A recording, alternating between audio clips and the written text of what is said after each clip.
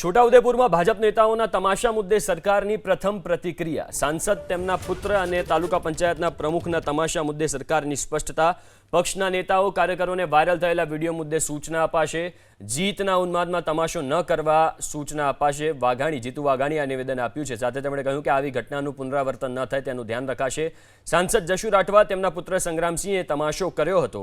તાલુકા પંચાયત પ્રમુખ રમેશ રાઠવાએ પણ તમાશો અને સ્ટન્ટ કર્યા હતા। ભર બજારે બંદૂક અને કારતૂસનો પટ્ટો પહેરીને જાહેરમાં તમાશો કર્યો હતો, છતાં કાર્યવાહી નહીં।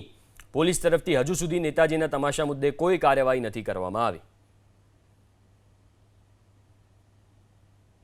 ભારતીય જનતા પાર્ટી કાયમ માને છે કે ક્યાંય પણ કોઈ પણ જગ્યાએ જ્યારે અમને જવાબદારી આપી છે ત્યારે એ સત્તાએ સેવા માટે છે।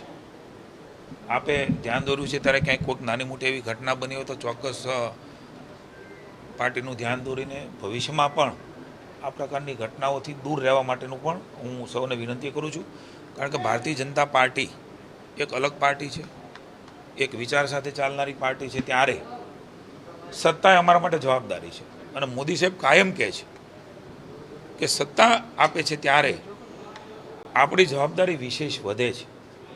ક્યાંય પણ એવો ભાવ કોઈ આગેવાનનો ત્યાં પણ ન હોઈ શકે, ક્યાંય કોઈને નુકસાન કરવાનો ભાવમાં ન હોઈ શકે, પણ સ્વાભાવિક ક્રમમાં કદાચ કોઈ ઘટના બની હોય તો ભવિષ્યમાં પણ પાર્ટીના આગેવાનો એ ચોક્કસ ધ્યાન દોરશે ને આ પ્રકારનું દૂર રહેવું જોઈએ એવું પાર્ટી પણ માને છે, અમે પણ માને છે। પણ પુનઃ એકવાર કહું છું કે કોઈ ભાવ સાથે લોકોની ઉપર કોઈ પ્રભાવ પાડવા માટેનો ઈરાદો એ ક્યારેય ન હોય। મેં પણ એ વિષય જોયો છે। એ પોતાની જીતના ઉન્માદમાં કદાચ આ થઈ શક્યું હોય, પણ એવો ક્યાંય ભાવ એ ભારતીય જનતા પાર્ટીનો ક્યારેય રહ્યો નથી અને રહેશે પણ।